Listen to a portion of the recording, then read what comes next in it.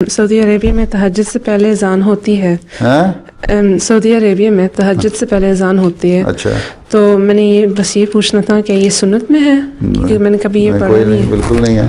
अच्छा, बिल्कुल नहीं है। ये तो उन्होंने अपनी बना ली हुई हैं।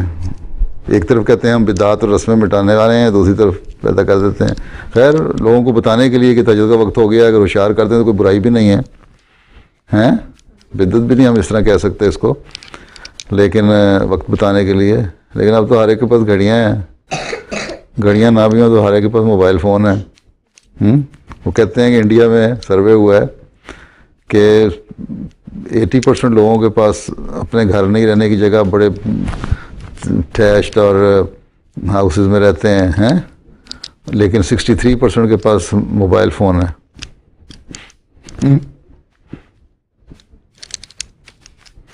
तो इसलिए अब तो अजान का आवाज़ तुम्हारी घड़ियों में, फ़ोनों में, हर जगह आ जाती है।